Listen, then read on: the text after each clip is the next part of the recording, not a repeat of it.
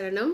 இன்னைக்கு ஏணிப்படிகளில் மாந்தர்கள் புக்கிலேருந்து page number 135 section 123ல் வர சில செக்ஷன்ஸ் படிக்க போகிறோம். ஆஸ் யூஷுவல் நீங்கள் எல்லாரும் ஹியூமன் கிரேட்ஸ் பெரிவா எழுதியிருக்கா இல்லையா, பேஜ் நம்பர் 7ல் கிரடேஷன்ஸ் அண்ட் ஹியூமன் லெவல்ஸ் எழுதியிருக்கா. அதை நீங்கள் படிக்கணும். ஃபஸ்ட் டைம் படிக்கிறீங்கன்னா என்னோடய வீடியோவில் நிறையா இந்த human gradations and human levels பற்றி நான் நிறையா வீடியோ போட்டு ஈச் லெவல் எப்படி ஐடென்டிஃபை பண்ணணுன்ட்டு எக்ஸாம்பிள்ஸோடு நான் போட்டிருக்கேன்.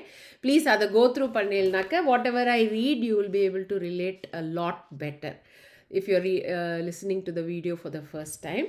So section 123ல A, அநியாய கிளர்ச்சியில் உயிரை பறிகொடுப்பவன் பாவி. அநியாய கிளர்ச்சியில் உயிரை பறிகொடுப்பவன் பாவி. B, நீதியான கிளர்ச்சியில் உயிரை இழப்பவன் பாமரன். நீதியான கிளர்ச்சியில் உயிரை இழப்பவன் பாமரன். C, பொதுநலம் பொருட்டு தன் உயிரை தியாகமேற்பவன் விவேகி. பொதுநலம் பொருட்டு தன் உயிரை தியாகமேற்பவன் விவேகி. டி, பிழை தவறுகளுக்கு மற்றைய பிறவிகள் என்பான் சாது. பிழை தவறுகளுக்கு மற்றைய பிறவிகள் என்பான் சாது. இ, உண்ணாது தெய்வ தியானத்தில் மரித்தோர் உயர் விவேகிகள். உண்ணாது தெய்வ தியானத்தில் மரித்தோர் உயர் விவேகிகள். எஃப், உற்றார் இறப்பையும் நன்றென கூறுபவன் முற்றின விவேகி. உற்றார் இறப்பையும் நன்றென கூறுபவன் முற்றின விவேகி. ஜி, உயிர் தானத்திற்கு சம்மதம் கொடுப்பவன் மகான். உயிர் தானத்திற்கு சம்மதம் கொடுப்பவர் மகான். ஹெச், உயிருடன் பிணமாகவும் கிடப்பவர் துறவி. உயிருடன் பிணமாகவும் கிடப்பவர் துறவி. இதில் 123D நான் ஏற்கனவே ஒரு பழைய வீடியோவில் போட்டிருக்கேன். அதில் நான் திருப்பி இன்னைக்கு படிக்கிறேன். பட் இது படிக்கிறச்சே உங்களுக்கு இந்த connection between the previous page இந்த நெக்ஸ்ட் பேஜ் புரியும். ஸோ 123D அதில் பிழை தவறுகளுக்கு மற்றைய பிறவிகள் என்பவான் சாது. பிழை தவறுகளுக்கு மற்றைய பிறவிகள் என்பான் சாது. 123D, நாம் சில சமயங்களில் புண்ணியங்களையும் சில சமயங்களில் பாவங்களையும் செயலாற்றி வருவதைப் போல் சில பிழைகளுக்கும் தோஷங்களுக்கும் கூடாதவைகளுக்கும் தவறுகளுக்கும் இலக்காகி வருகிறோம். இந்த அவ்வப்போதைய பிழைகள் போன்றவைகள் நமது ஆயுள் ஓர் ஆண்டீஸ் மலையைப் போல் குவிந்து விடுகின்றன. இவைகள் அவ்வப்போது சித்திரகுப்தனின் பட்டியலில் ஏறிக்கொண்டே போகின்றன. இந்த பிழைகள் போன்றவைகளுக்கு விதவிதமான ஜீவராசிகளின் பிறவிகளை பகவான் விதித்திருக்கிறார். ஆனால் நமது புண்ணியங்களுக்குள்ள சுகபோகங்களையும் ஹாப்பினஸ், பாவங்களுக்கு உள்ள கஷ்ட நஷ்டங்களையும் மானிட ஜென்மாவில்தான் நாம் ஏற்றாக வேண்டும். நமது அன்றாட பிழைகள் போன்றவைகள் ஏராளமாக குவிந்து கொண்டே போவதாக கூறினேன் அல்லவா. அவைகளுக்குற்ற ஜீவராசிகளின் பிறவிகள் ஒவ்வொரு மானிட ஜென்மாவுக்கும் இடையே நமக்கு விதிக்கப்பட்டிருக்கின்றன. மானிடத்தை தவிர ஓர் கிருமியிலிருந்து திமிங்கலம் வரையில் உள்ள விதவிதமான ஜீவராசிகளின் எண்ணிக்கை 83 லட்சமா என்பதாக சாஸ்திரத்தில் சொல்லப்பட்டிருக்கிறது. எனவே நமது நீண்ட யாத்திரையில் பல லட்சக்கணக்கான ஜீவராசிகளின் பிறவிகளையும் நாம் இடையிடையே ஏற்று வருகிறோம். இந்த 83 லட்ச ஜீவராசிகளும் அவ்வப்போது மானிட ஜென்மாக்களையும் ஏற்று வருகின்றன. புராதன காலத்திய தெய்வ விவேகிகள் பிராமணர்கள் அவர்களுடைய ஆத்ம வித்தையின் மிஸ்ட்ரி பொழுது நாம் பலவித ஜீவராசிகளாக பிறப்பதை டிரான்ஸ்மைக்ரேஷன் கண்ணுற்று வந்தனர். நிற்க, நமது தமிழ்நாட்டின் கோ செங்கட்சோழ நாயனார் தன்னுடைய முந்திய பிறவியில் திருவானைக்காவலில் சிலந்தியாக பிறந்திருந்தார். அவரை பற்றி ஒரு சில வரிகளையும் கொடுத்து விடுகிறேன். கோ செங்கட்சோழ நாயனார் ஓர் நாகமரத்தடியில் அமர்ந்திருந்து ஜம்புலிங்கத்தின் மீது உலர்ந்த இலைகள் உதிராமல் இருக்க வேண்டியதின் பொருட்டு ஓர் சிலந்தி வலையை கட்டி வந்தது. அதே விதமாக ஓர் யானையும் அன்றாடம் காவேரி நீர் தனது துதிக்கையில் ஏற்று லிங்கத்திற்கு அபிஷேகம் செய்து வந்தது. ஆனால் சிலந்தியின் வலை அபிஷேகத்திற்கு இடையூறாக இருந்ததனால் அந்த வலையை அன்றாடம் கலைத்து வந்தது. சிலந்தியும் அயராமல் வலையை கட்டி வந்தது. ஆனாலும் இதனால் கோபம் கொண்ட சிலந்தி சமயம் அறிந்து யானையின் துதிக்கைக்குள் வெகு வேகத்தில் நுழைந்து விட்டது. தனது மரணத்தை தீர்மானித்து விட்ட யானை தனது தும்பிக்கையை தரையில் அடித்து கொண்டதால் இரண்டும் மாண்டன. தெய்வ சாதுவாக விளங்கிய இந்த சோழர் ஜம்புலிங்கத்திற்கு கோவிலையும் ஓர் யானை நுழைய முடியாத அளவுக்கு ஓர் சிறிய கோபுர வாயிலையும் அமைத்தார். திருவானைக்கா கோவிலின் மூலஸ்தானத்தில் எப்பொழுதும் ஊற்று நீர் தேங்கி வருகிறது. அந்த நீரை அன்றாடம் ஓர் நீர்த்தாரையின் மூலம் வெளிப்படுத்தி விடுகின்றார்கள். இதை அப்புஷேத்திரம் என்று சொல்லப்பட்டிருக்கிறது. மிகவும் உயரமானதும் நீளமானதுமான பெரிமீட்டர் இந்த கோவிலின் மதிலுக்கு ஈடாக இந்தியாவில் எந்த மதிலும் கிடையாது என்றும் கூறலாம். நிற்க காஞ்சிபுரத்தை பிருத்வி என்றும் திருவண்ணாமலையை தேயு என்றும் காளஹஸ்தியை வாயு என்றும் சிதம்பரத்தை ஆகாசம் என்றும் க்ஷேத்திரங்கள் சொல்லப்பட்டிருக்கின்றன. ஸோ இந்த ஃபுல் செக்ஷனும் அபவுட் லைஃப் பற்றி எழுதியிருப்பா இந்த 123ல். ஸோ ஃபஸ்ட்டு நம்ம பார்த்தது பிழைகள் பற்றி. எனி குட் கர்மா பேட் கர்மா ஹியூமனோட இதில் தான் நம்ம அதை எக்ஸ்பீரியன்ஸ் பண்ண முடியும். குட்டுக்கு நல்லதும் கெட்டதுக்கு பேடும் நம்ம பேர்த்தில் தான் பண்ண முடியும்னு எழுதியிருக்கா. அட் த சேம் டைம் இது இன்பிட்வீன் ஒரு ஹியூமன் பேர்ட்ஸ்குள்ளே there are a variety of birds நம்ம எடுத்தாகணும். 8 டைப்ஸ் ஆஃப் பேர்ட்ஸ். நான் ஏற்கனவே ஒரு வீடியோ அதை பற்றி படித்து போட்டிருக்கேன் பெரியவா புக்கிலேருந்து எடுத்து. அது 83 லட்சம் types of living things are தேர்ன்னு எழுதியிருக்கா எழுதியிருக்கா. இது சாஸ்திரத்தில் கொடுத்துருக்குன்னு எழுதியிருக்கா. இதை இன்பிட்வீன் இந்த ஜீவன் பிகேம்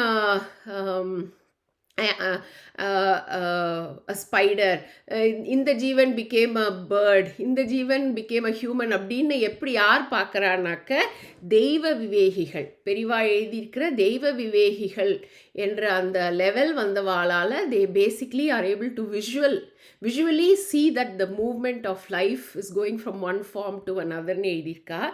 இதை ஒரு ஃபஸ்ட் எக்ஸாம்பிள் கோ செங்கட்சோழ நாயனார் பற்றி எழுதியிருக்கா. ஸோ அந்த கதை செல்ஃப் எக்ஸ்பிளனேட்ரி. பட் இதில் படிக்கிறச்சே எனக்கு எப்போதும் தோணும், அப்போது அந்த லெவலில் இருக்கிற யானையும் சரி அந்த ஸ்பைடருக்கும் பக்தி எவ்வளோ இல்லை.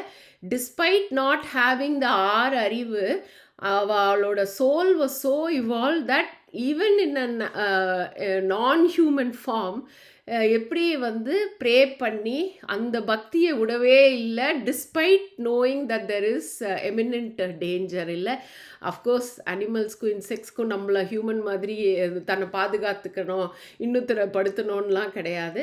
பட் இதில் யானையும் சிலந்தியும் எப்படி பரமேஸ்வரனுக்கு ஆராதனை பண்ணி தன் மூலமாக எப்படி ப்ரே பண்ணோங்கிறது அது எனக்கு ரொம்ப பிடிக்கும் இந்த பீஸு. ஐம் ஷுர் உங்களுக்குலாம் இன்னும் எக்ஸாம்பிள்ஸ்லாம் தெரியும், நிறையா கதை கேட்டிருப்பேன். பட் பெரியவா புக்கில் இதை பற்றி ஹைலைட் பண்ணியிருக்கா. அடுத்தது படிக்கலாம். 123E 123E உண்ணாது தெய்வ தியானத்தில் மரித்தோர் உயர் விவேகிகள். உண்ணாது தெய்வ தியானத்தில் மரித்தோர் உயர் விவேகிகள். இதில் பார்க்க வேண்டியது வந்து தெய்வ தியானத்தில் உட்கார்றது, not dharna, not protest, right? This is தெய்வ தியானத்தில். ஸோ அதுக்கு என்னன்ட்டு பெரியவா அடுத்த இது செக்ஷனில் கொடுத்துருக்கா. Page 137, section 123E. ஓர் இடத்தில் வடக்கு நோக்கி அமர்ந்து உணவு நீரை விலக்கி தெய்வ தியானத்தை ஏற்று முடிவாக உடலை அகற்றி கொள்ளும் முறையே இந்த வரியின் கருத்தாகும். இம்முறை சாஸ்திரத்தில் வகிக்கப்பட்டிருக்கிறது. வடக்கிருத்தல் மேற்கொள்ளும் உயர் விவேகிகள் அடுத்த நிலைக்கு உயர்த்தப்படுவதுடன் அவர்களுக்கு அந்நிலை வரையில் விதிக்கப்பட்டிருக்கும் பல ஜீவராசிகளின் பிறவிகளும் ரத்தாகி விடுகின்றன. இவர்கள் வடக்கு நோக்கி அமர்வதற்கு முன்பு சில தெய்வீக யஜ்ஞங்களை முடித்தாக வேண்டும். இத்தகையவர்களின் துரித மரணத்திற்கு தெய்வங்கள் அருள் புரிகின்றன. சாதுக்களும் விவேகிகளும் வடக்கிருதலை ஏற்றால் பலன் கிடையாது. பிராமணர்கள் ஏற்றாலும் பாவம் சம்பவிக்கும். பண்டைய தெய்வ கலாச்சாரத்திய உலகம் இம்முறையை ஏற்று வந்தது. மேற்கத்திய நாடுகளில் கிறிஸ்துவ மதம் தோன்றுவதற்கு முந்திய ஒரு காலம் வரையில் இம்முறை இயங்கி வந்தது. பித்தகரஸ், ஜீனோ, எபிகர்கஸ், லைக்கர்கஸ், Parmenides, Lambalcus, Eratosthenes, the geometer and cosmographer, 276 to 194, இது வந்து பிஃபோர் கிரைஸ்ட் போன்ற சில பண்டைய உயர் வகுப்பினர்கள் இம்முறையின் மூலம் உடலை அகற்றி கொண்டனர். இம்முறையின் நோக்கத்தை கிறிஸ்துவ மேதாவிகளால் அறிய இயலாததால் ஸ்டார்வ் டு டெத் என்று மட்டும் கொடுத்திருக்கின்றனர். தமிழ்நாட்டில் இம்முறையை வடக்கிருதல் என்று குறிப்பிட்டு வந்தனர். சமீப காலத்தில் சிறந்த விவேகியாக விளங்கிய ராமலிங்க சுவாமிகள் ஒரு துறவியின் ஆக்ஞையின் பேரில் வடக்கிருத்தல் மேற்கொண்டார். பாண்டியன் அரண்மனையில் ஆஸ்தான புலவராக விளங்கிய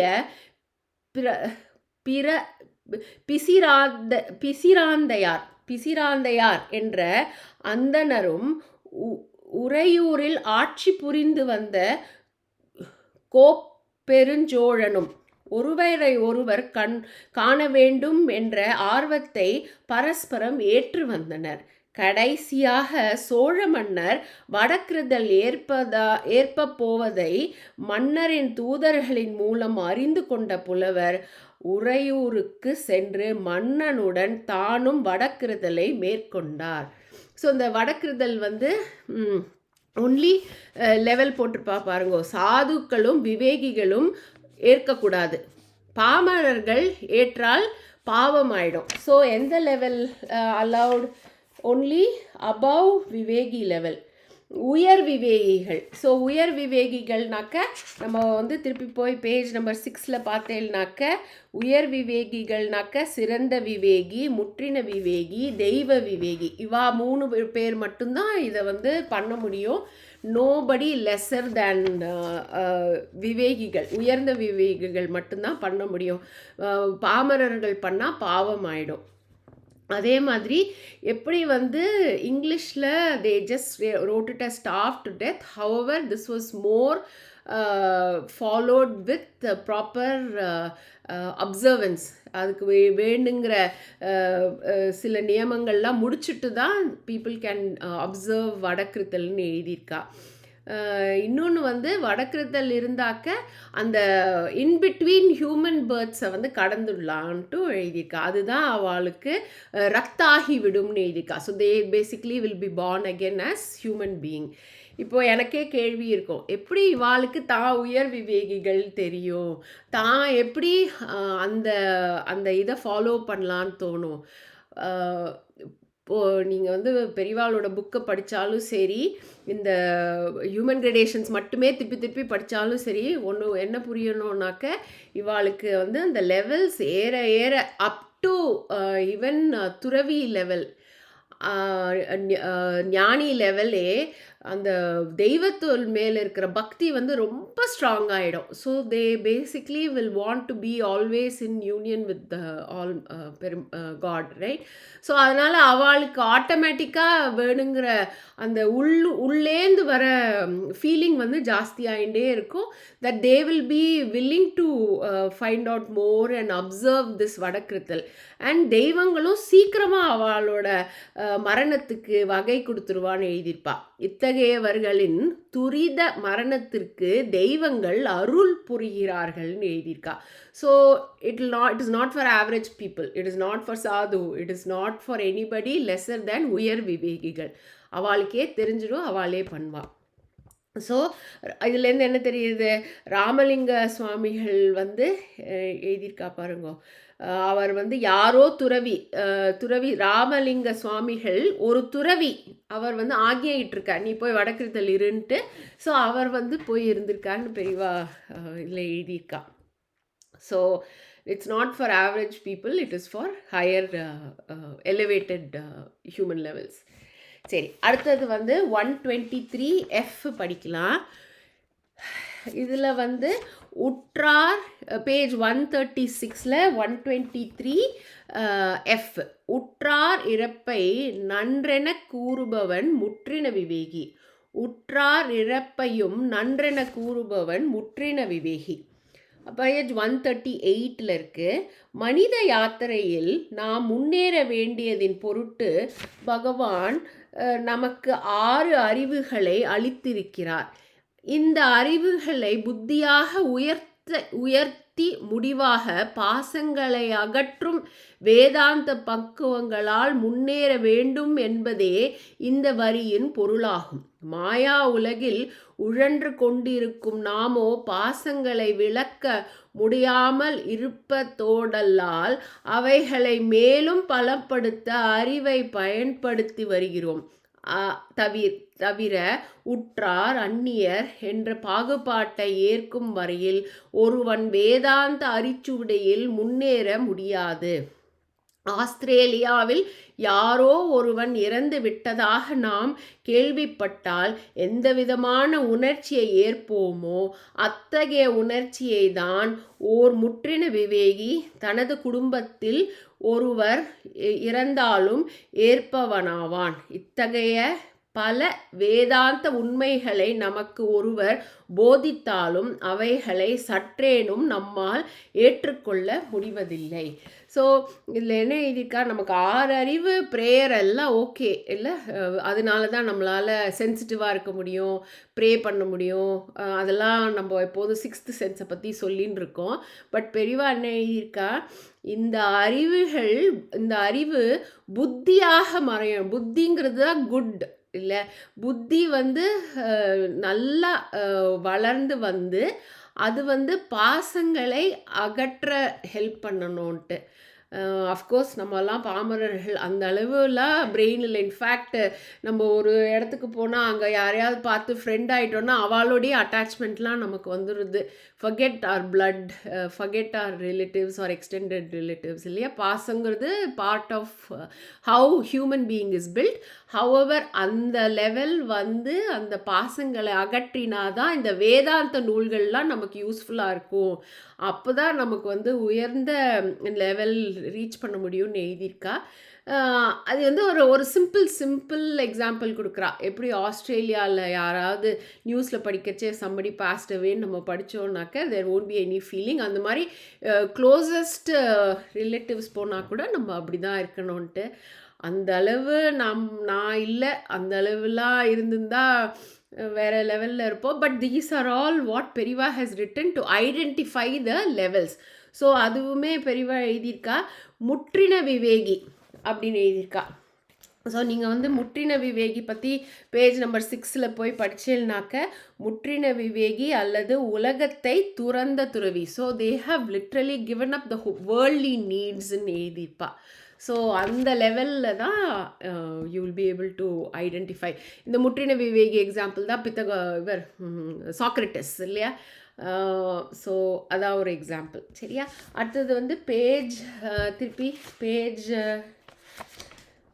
123 135 படித்தோன்னாக்க ஜி 123 ஜி சாரி நாட் 135 ஏதோ தப்பாக சொல்லிட்டேன் 123 ஜிக்கு வந்து பேஜ் 136 இருக்குது.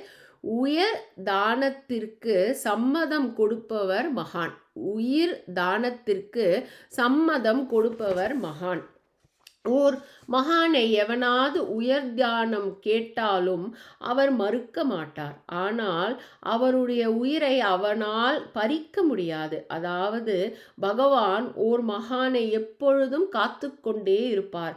ஆனால் மகானோ இத்தகைய சந்தர்ப்பம் தனக்கு நேராத வரையில் இந்த உண்மையை அறிய மாட்டார். ஸோ இந்த பேராகிராஃப் படிக்கிறச்சே எனக்கு எப்போதும் தோணும், அப்படின்னா என்ன சொல்கிறா பெரியவா, ஒருத்தர் வந்து மகானாக இருக்கார், அவரோட உயிர் doesn't belong to him. But மகான்களோட லெவலில் நீங்கள் படிச்சேன்னாக்க பேஜ் நம்பர் 7ல் குடும்பத்தை கொண்டாலும் கொள்ளாவிட்டாலும் உலக பாசங்களை அகற்றி தெய்வ பாசத்தில் மட்டும் ஆழ்ந்து விடுபவர், எத்தகைய எதிர்ப்பு சக்திகளாலும் பாதிக்கப்படாதவர். அப்படின்னா என்ன அர்த்தம்? அவளுக்கு கண்ட்ரோல் இல்லைனாலும் பகவான் வந்து அவளை எப்போ பார்த்துன்னு இருப்பா. குடும்பத்தை கொண்டாலும் கொள்ளாவிட்டாலும் பாசங்களை வந்து ஃபுல்லாக அகற்றிட்டா. So if somebody comes and ask உன்னோட உயிரை கொடுன்னா they will immediately give, they don't have a problem. But அவளுக்கே அவள் உயிர் சொந்தம் இல்லை, ஏன்னா பகவான் பார்த்துன்னு இருக்க. அந்த மாதிரி கேட்டு அவள் கொடுக்க போகிறச்சே உயிர் பிரியாது இல்லையா? அப்போ தான் அவளுக்கு தெரியும் that Bhagwan is always taking care of them. அந்த லெவல் வரைச்சே அவளுக்கு எவ்வளோ அந்த பாசம் இன்னும் ஜாஸ்தி ஆகிடுங்கிறது எனக்கு எப்போதுமே தோணும். எக்ஸாம்பிள் வந்து நம்ம தியாகராஜ சுவாமி தான் மகானோட ஈஸி எக்ஸாம்பிள். அப்புறம் எங்களுக்கு எப்போதுமே ட்ரிப்ளிகேன் பெரியவா வந்து மகான் தோணும். ஏன்னா பெரியவா அப்படி தான் இருப்பா, எப்போதும் என்ன கேட்டாலும் கொடுத்துருவா, அவ்வளோ அருள் பண்ணுவா, பாசமே இருக்காது. அதாவது அவுட்வர்ட்லி பாசம் இருக்காது, நீட்ஸ் எல்லாம் கம்மியாயிடும். எப்போ போனாலும் ஒரு சொல்யூஷன் கொடுப்பா. ஸோ எப்பப்பா தெய்வ தியானத்தில் இருப்பா. ஸோ அந்த மாதிரி பெரியவாளை ட்ரிப்ளிகேன் பெரியவாளை பார்த்துட்டு இந்த இது படிக்கிறச்சு பெரியவா எனக்கு எப்போதுமே தோணும் தட் அவளோட அந்த மாதிரி நிறைய அக்கரன்சஸ் வந்து அவளுக்கு இன்னும் பெருமாள்கிட்ட பகவான்கிட்ட பக்தி இன்னும் க்ளோஸ் ஆகியிருந்திருப்பா. இந்த மாதிரிலாம் நடத்தி காமிச்சிருந்துருப்பா அவளுக்கு. பெரியவா ட்ரிப்ளிகேன் பெரியவாளுக்குலாம் பகவான் நடத்தி காமிச்சு தன்னோட லெவலில் காமிச்சிருப்பா. பட் அவளுக்கு அந்த லெவல்லாம் ஒன்றுமே கிடையாது. They are only there to pray to God and pray for the well-being of their devotees and guidance for the devotees so they can lead a righteous life. So இதுதான் இன்னைக்கு நான் உங்களுக்கு எடுத்தது. I hope you're reading and also reread whatever I have read. And நான் சொல்கிறது ஏதாவது mistake இருந்தால் please என்ன மன்னிச்சிடுங்க. அண்ட் ஏதாவது ப்ரொனவுன்சியேஷன் மிஸ்டேக் இருந்தாலும் நீங்கள் கரெக்டாக படிச்சிடுங்க. ஓகே, பெரியவா சரணம்.